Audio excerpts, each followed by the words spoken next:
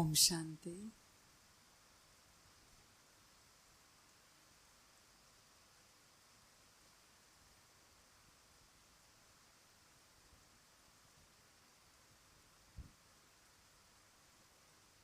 अव्यक्त वाणी 18 जनवरी 1969। Second point है, आज जब मैं वतन में गई तो बाप दादा हम सभी बच्चों का स्वागत करने के लिए सामने उपस्थित थे और जैसे ही मैं पहुंची तो जैसे साकार रूप में दृष्टि से याद लेते थे वैसे ही अनुभव हुआ, लेकिन आज की दृष्टि में विशेष प्रेम के सागर का रूप इमर्ज था। एक एक बच्चे की याद नैनों में समाई हुई थी। बाबा ने कहा, याद तो सभी बच्चों ने भेजी है, लेकिन इसमें दो प्रकार की याद है। कई बच्चों की याद अव्यक्त है और कईयों की याद में अव्यक्त भाव के साथ व्यक्त भाव मिक्स हैं।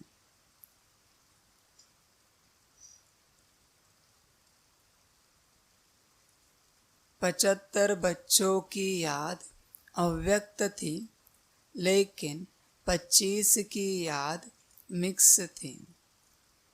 फिर बाबा ने सभी को स्नेह और शक्ति भरी दृष्टि देते गिट्टी खिलाई। फिर एक दृश्य इमर्ज हुआ। क्या देखा? सभी बच्चों का संगठन खड़ा है और ऊपर से बहुत फूलों की वर्षा हो रही है। बिल्कुल चारों ओर फूल के सिवाय और कुछ देखने में नहीं आ रहा था। बाबा ने सुनाया, बच्चे, बाप दादा ने स्नेह और शक्ति तो बच्चों को दी है, लेकिन साथ साथ दिव्य गुण रूपी फूलों की वर्षा शिक्षा के रूप में भी बहुत की है। परंतु दिव्य गुणों की शिक्षा को हरेक बच्चे ने यथाशक्ति ही धारण किया है। इसके बाद फिर दूसरा दृश्य दिखाया।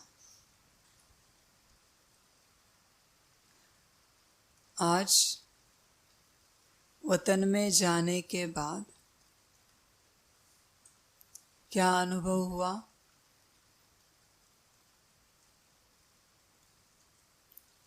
जैसे साकार रूप में दृष्टि लेते थे वैसे ही दृष्टि का अनुभव हुआ।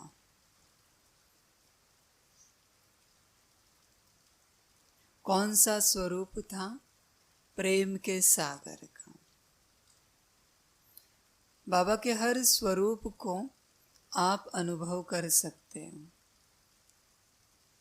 बस आपको आपके स्वरूप में आना है।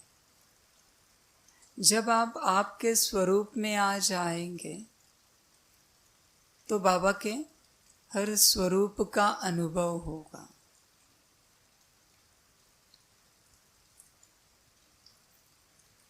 दुनिया में जो भी कलाकार हैं वो अपने स्वरूप में आते हैं तो उस कला से संबंधित सारी क्रियाएं वो करके दिखाते हैं। जब अपने स्वरूप में आते हैं, लेकिन जब तक अपने स्वरूप में नहीं है तो मुश्किल है। एक मास्टरशिप बहुत अच्छा खाना बनाने वाला, जब वो रोज खाना खाता है तो मास्टर शेफ के स्वरूप में नहीं खाता, वो बस एक इंसान बन के खाता है। इसलिए उसको भोजन में क्या क्या है इसकी ज़्यादा जानकारी नहीं पता चलती, क्योंकि उसने उस स्वरूप से खाया ही नहीं। लेकिन जब वही मास्टर शेफ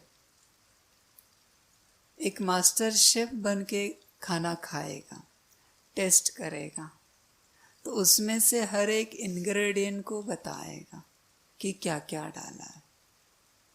तो उसने क्या किया, बस अपने स्वरूप को इमर्ज किया। जैसे उसने स्वरूप को इमर्ज किया, ऐसे आप भी जब स्वरूप को इमर्ज करते हो तो बाबा के सारे स्वरूपों की और रूपों की अनुभूति करते हो। जैसे प्रेम का सागर, शांति का सागर, हर स्वरूप को आप अनुभव कर सकते हैं। बस आपको आपके स्वरूप में आना है।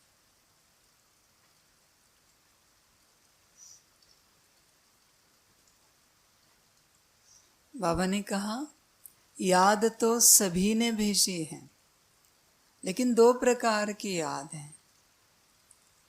कई बच्चों की याद अव्यक्त है और कईयों की याद में अव्यक्त भाव के साथ व्यक्त भाव मिक्स है। दो प्रकार की याद है, एक अव्यक्त, दूसरी अव्यक्त और व्यक्त मिक्स।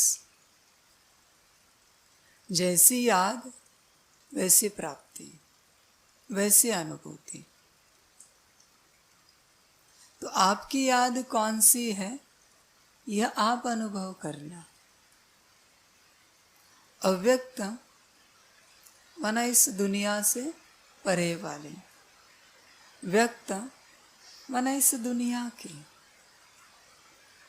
बस ट्रांसलाइट में ही खोए रहे, उसमें भी फोटो में नहीं, बाबा में खोए रहे। वो फोटो नहीं है, वो बाबा है, तो अव्यक्त हो जाते हैं।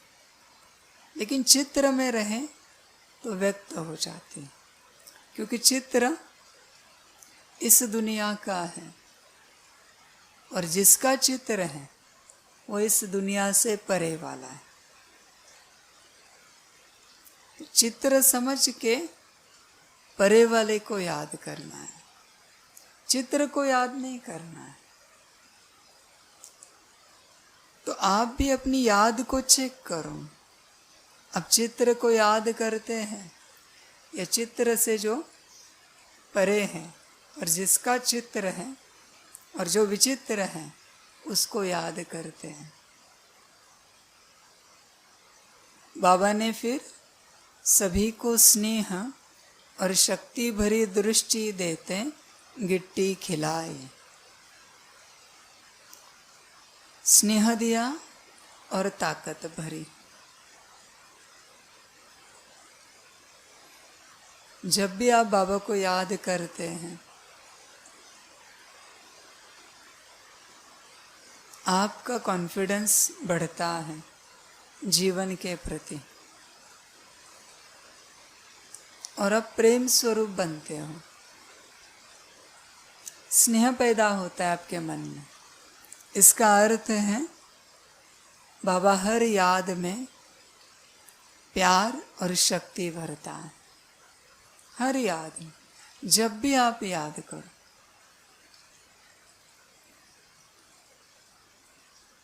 सदा बाबा भरता ही रहता है। भले 1 सेकंड याद करो, 1 घंटा याद करो, बाबा स्नेह और शक्ति भरता रहता है। फिर एक दृश्य इमर्ज हुआ। क्या देखा? सभी बच्चों का संगठन खड़ा है और ऊपर से बहुत फूलों की वर्षा हो रही है। बिल्कुल चारों ओर फूल के सिवाय और कुछ देखने में नहीं आ रहा था।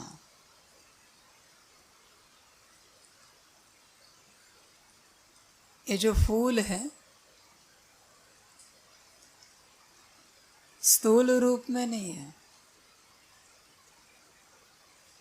आपने बाबा की प्रत्यक्षता की, आप निमित्त बने, विश्व के बच्चों को बाबा के पास लाने के, तो उनसे जो दुआएं निकली वो आपके ऊपर बरस रही, फूल के रूप में।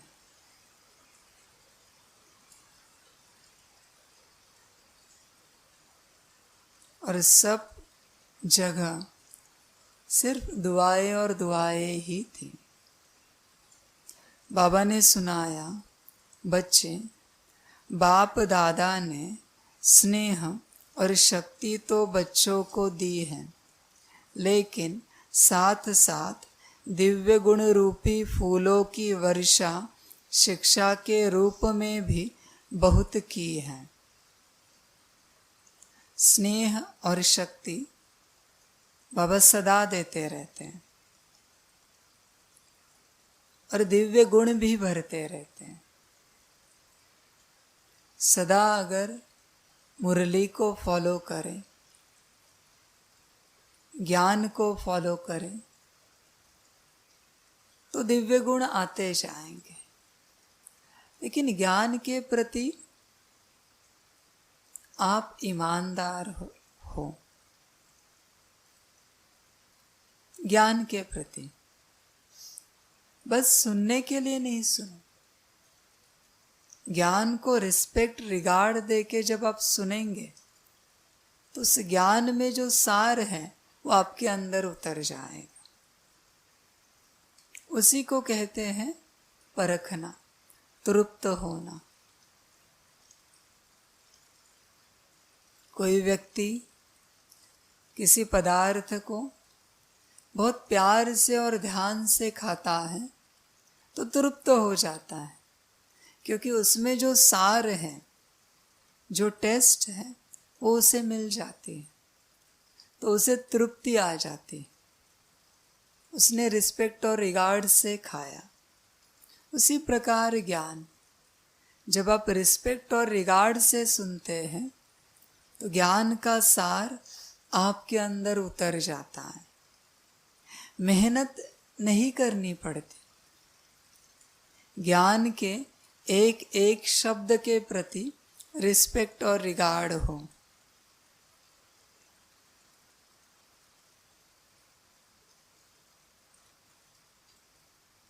इसके बाद फिर दूसरा दृश्य दिखाया।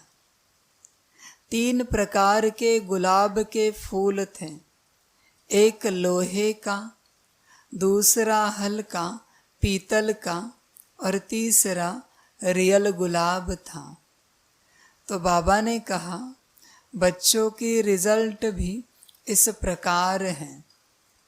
जो लोहे का फूल है, यह बच्चों के कड़े संस्कार की निशानी थे। जैसे लोहे को बहुत ठोकना पड़ता है, जब तक गर्म न करो, हथौड़ी न लगाओ तो मुड़ नहीं सकता। इस तरह कई बच्चों के संस्कार लोहे की तरह है, जो कितना भी भट्टी में पड़े, कितना भी भट्टी में पड़े रहें, लेकिन बदलते ही नहीं। लोहे को बदलने के लिए बहुत ताकत लगानी पड़ती है, बहुत ज़्यादा। भट्टी में डालना पड़ता है, फिर हथौड़े लगाने पड़ते हैं, तब जाके वो मुड़ जाता है। तो कोई कोई बच्चे होते हैं, उनके संस्कार ऐसे होते हैं। अभी यह सब आपके हाथ में, ये संस्कार। अगर आत्मिक स्थिति है, बाप की याद है, अब पारस को याद कर रहे हो, तो लोहे का सोना बनने में समय नहीं लगता। और सोना बहुत सॉफ्ट होता है, सोने के जेवर बहुत आसानी से बन जाते हैं और बहुत सुंदर जेवर बनते हैं, जिन्हें पहनने के बाद आनंद की अनुभूति होती। तो लोहे से हमें सोना बनना है। सोना बनने के लिए पारस से चिपकना पड़ेगा, कनेक्शन में रहना पड़ेगा पारस के। पारस माना बाबा, परमात्मा। लोहा आत्मा अभी हुई है, पहले प्योर सोना थी सतयुग में, इसलिए कंचन काया भी थी। कलयुग में आते आते तमो प्रधान बनते लोहा बन गई। वापिस लोहे को पारस से स्पर्श कराना है, सोना बन जाए। तो अपने को चेक करो कि कहाँ तक लोहे वाले संस्कार खत्म किए हैं।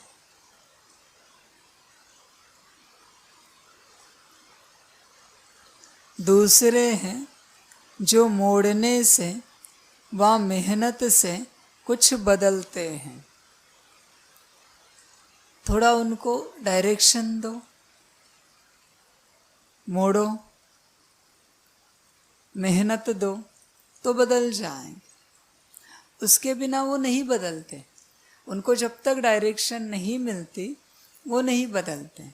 ऐसे दूसरे हैं। तीसरे वह जो नेचुरल ही गुलाब हैं। यह वही बच्चे हैं जिन्होंने गुलाब समान बनने में कुछ मेहनत नहीं ली। ध्यान से सुनिए, कुछ मेहनत नहीं ली गुलाब समान बनने में। उन्होंने क्या किया? बस अपने आप को समर्पित कर दिया, स्वयं का समर्पण कर दिया, स्वयं के जीवन का रिस्पॉन्सिबल बाबा को बनाया। क्योंकि स्वयं नाम की कोई चीज नहीं है, करन करावनहार बाबा ही है। तो स्वयं को कहाँ से लाए बीच में? फिर भी उन्होंने समर्पण किया और गुलाब बन गए बिना मेहनत के। कोई मेहनत नहीं लगी, एक स्नेह, बाबा से प्यार, इसी से गुलाब बन गए।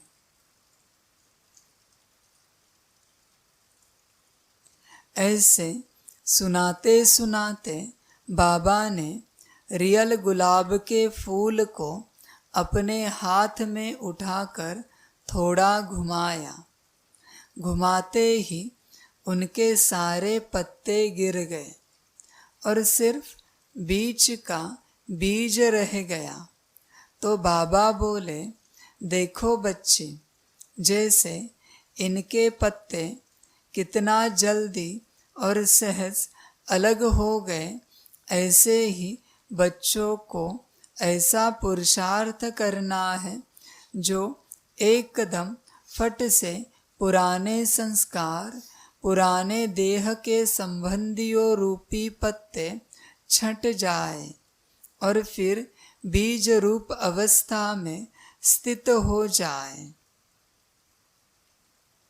तो बच्चों को इस प्रकार समर्पण करना है कि बस बीज रह जाए, आत्मा,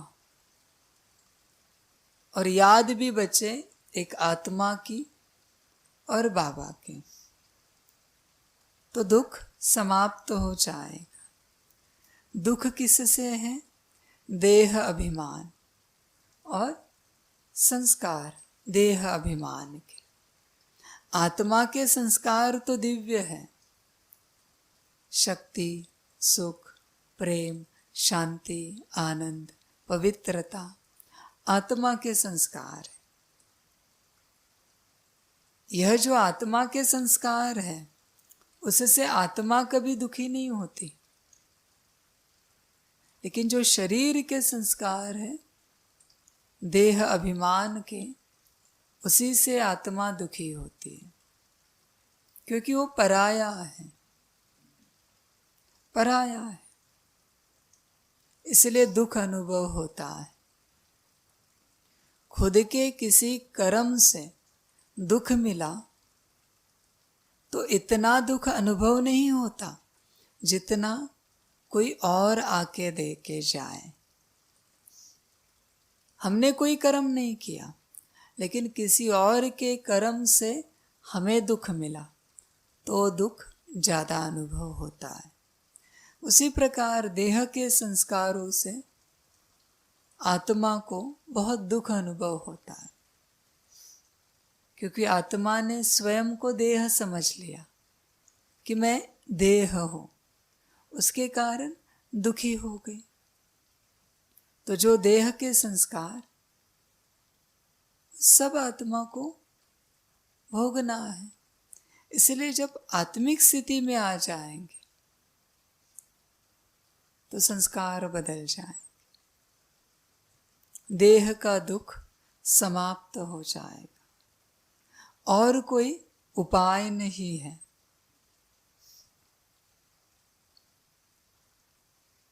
और फिर बीज रूप अवस्था में स्थित हो जाए तो सभी बच्चों को यही संदेश देना कि अपने को चेक करो कि अगर समय आ जाए तो कोई भी संस्कार रूपी पत्ते अटक तो नहीं जाएंगे जो मेहनत करनी पड़े। समय पर परीक्षा होती है, पूरे साल भर पढ़ाई की, लेकिन ऐसी पढ़ाई करने से रह गए, चूके जो सवाल जवाब परीक्षा में आए, तो अभी पढ़ाई का कोई मतलब नहीं। करनी है तो पूरी पढ़ाई करनी चाहिए कि कोई सवाल जवाब चूके नहीं। मना कोई भी संस्कार रूपी पत्ते अटक नहीं जाए। अंत समय में वापस जाते समय कलयुग के सारे पुराने संस्कार यही छोड़ के जाना है। तो अभी से छोड़ने की प्रैक्टिस करनी पड़ेगी। अभी से अपने को चेक करो, पुराने संस्कारों में से क्या क्या छूटा है और क्या क्या बचा है। अपने को चेक करो। कुछ बचा है तो दुखी हो जाएंगे, और अगर सब छूट गया तो सुख मिलेगा।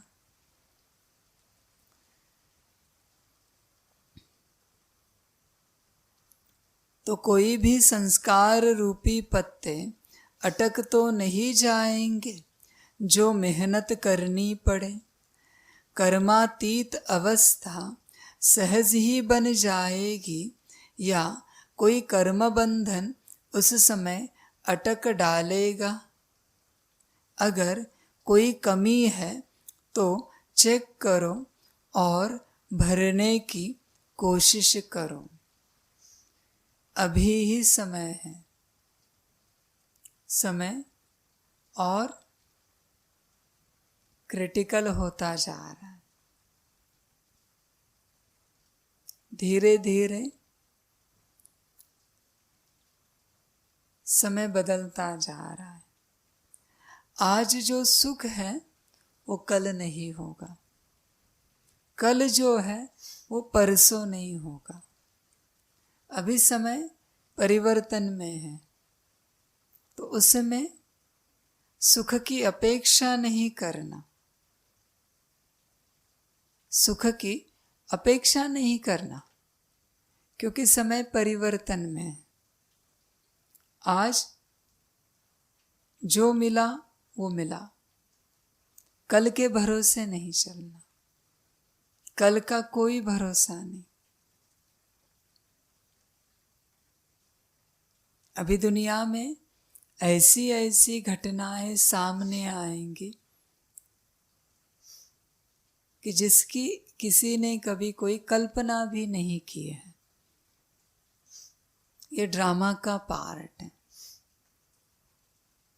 इसलिए आज समय है, आज अपनी स्थिति को अच्छा बनाओ, अच्छे से बाबा को याद करो और भरपूर हो जाओ। कल के भरोसे नहीं रहो।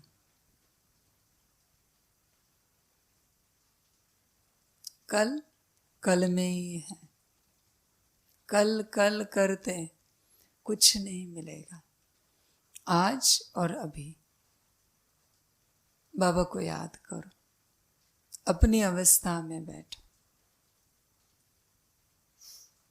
अभी समय को देखेंगे तो लगेगा पिछला साल बहुत अच्छा था, उससे पहले वाला साल और अच्छा था, उससे 10 साल पहले जीवन बहुत अच्छी थी, इतनी भीड़ भाड़ नहीं थी, शांति थी। जितना पीछे जाएंगे समय अच्छा अनुभव होगा।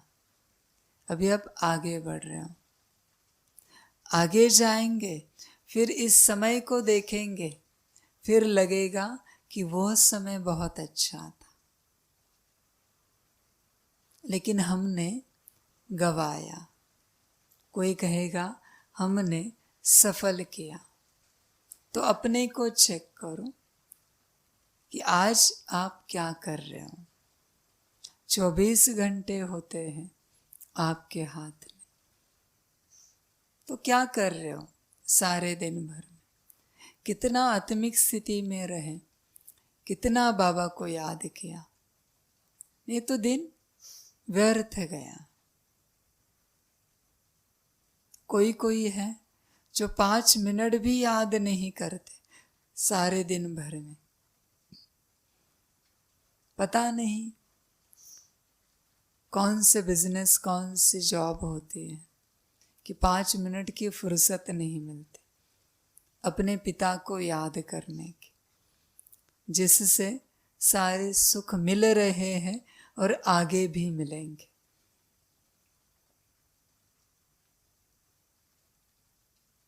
तो अभी समय है, चेक करो और अपने को भरपूर करो। अच्छा, ओम शांति।